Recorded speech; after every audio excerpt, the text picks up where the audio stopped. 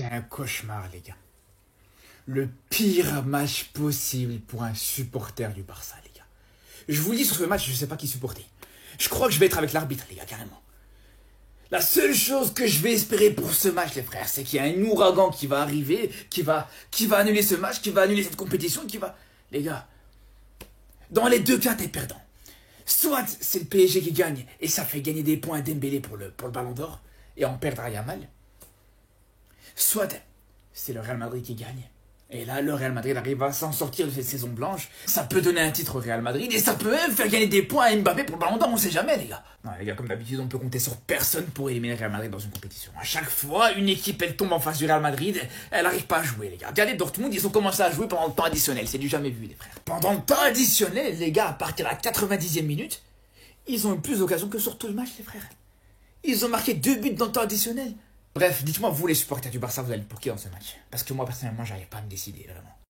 Le Real Madrid, aucun problème. Meshi mouchkil, comme ils disent ici. On prend qui vous voulez, où vous voulez, quand vous voulez. Donnez-nous juste l'heure, l'endroit et le bref si t'as la ref.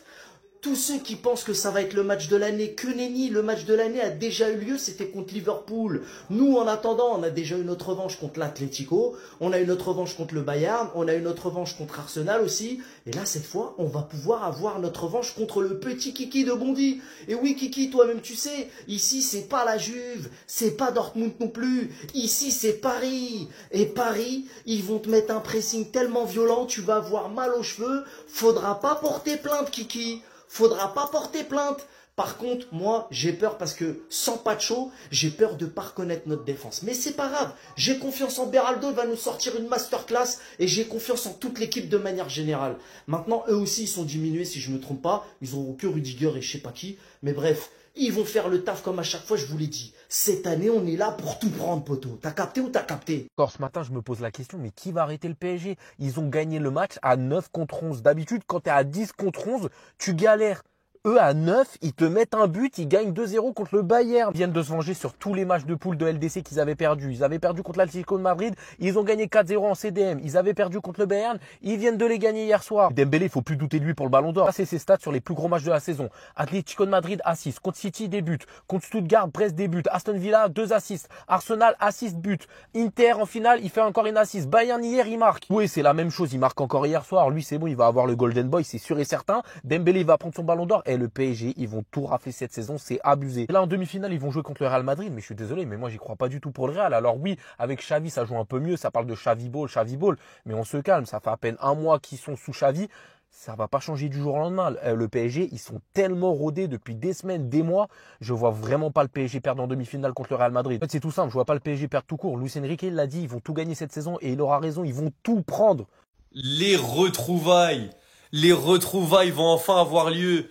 Kylian Mbappé va affronter le club contre qui il a porté plainte il y a moins d'une semaine. Si ça, c'est pas une hype, si ça crée pas une hype autour du match PSG-Real Madrid, je sais pas ce que ça crée.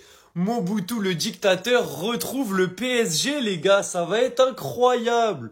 Après une victoire du Xabi Ball 3-2 face à Dortmund, désolé, j'ai pas pu réagir plus tôt. Voilà, dans une petite maîtrise avec un Fran Garcia incroyable et un but magistral de Kylian Mbappé. Le Real s'impose. Le PSG de son côté qui fait le travail aussi, en gérant ses temps forts, ses temps faibles. Voilà, en étant dominé à certains moments, mais en piquant au bon moment et en marquant un but à 9 contre 11. Donc c'est à souligner ça aussi. Donc les deux équipes font le travail et elles s'affronteront en demi-finale de Coupe du Monde des clubs. Et c'est trop hypant, je suis désolé. Garo perdant, il va manger un pressing de ma part, j'en ai rien à faire que le Barça ne soit pas qualifié.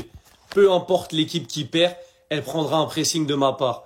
Et j'ai hâte de voir les excuses des Parisiens s'ils perdent et les excuses des Madrilènes s'ils perdent. Moi, je veux voir ce match-là juste pour voir comment les supporters vont réagir. Les supporters de l'équipe perdante et les supporters de l'équipe gagnante. C'est deux énormes communautés, deux communautés qui sont assez toxiques parfois. Les Barcelonais, je nous compte dedans aussi. Donc ça veut dire que les vannes sur ce match, elles vont aller dans tous les sens. J'ai trop hâte. J'attends ce match comme si c'était une demi-finale de Ligue des Champions, les gars. Je sais pas vous, mais moi je suis trop hypé, c'est une dinguerie. PSG Real Madrid, ça fait 2 ans qu'on en rêve. Il y a 2 ans, on a floppé contre Dortmund, on n'est pas allé en finale, rencontrer le Real. L'année dernière, le Real a floppé contre Arsenal pour venir nous rencontrer en demi-finale.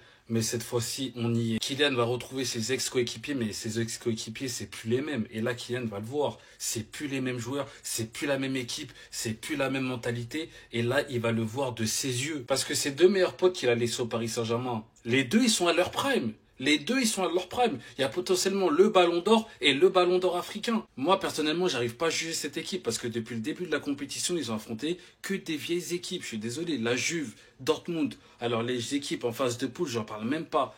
Mais en fait, on ne sait pas ce qu'elle vaut vraiment, cette équipe. Contrairement à nous, on a quand même joué l'Atlético et le Bayern. Et sur les deux matchs, ça fait 6-0. On n'a encaissé aucun but.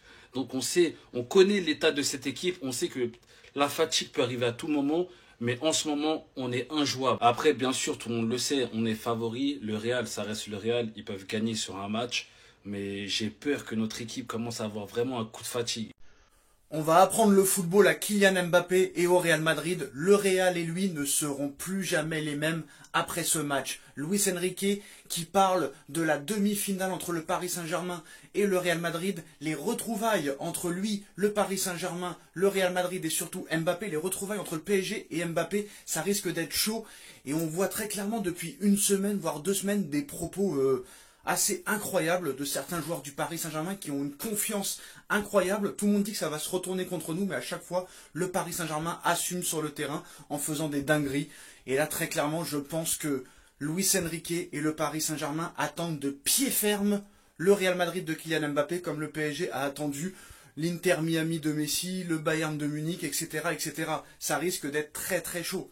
On va voir un Mbappé revanchard qui a mis un but exceptionnel contre le Borussia Dortmund ce soir, et un Luis Enrique revanchard, des joueurs du Paris Saint-Germain revanchards, des dirigeants revanchards. Cette demi-finale entre le Paris Saint-Germain et le Real Madrid risque d'être historique mercredi soir, très clairement, parce que je pense que des deux côtés, ça va vouloir en découdre. Encore faut-il que Mbappé soit titulaire, vu la forme de Garcia à l'heure actuelle depuis le début de cette Coupe du Monde. Mais ça risque d'être chaud, la presse va s'enflammer avant cette demi-finale jusqu'à mercredi, on va entendre tout et n'importe quoi, il va falloir analyser les conférences de presse, les propos de chaque joueur, de Mbappé, de Enrique et compagnie, ça va être très très très chaud. Mais en tout cas, Luis Enrique qui sort une dinguerie en expliquant qu'on va apprendre le football à Mbappé et au Real.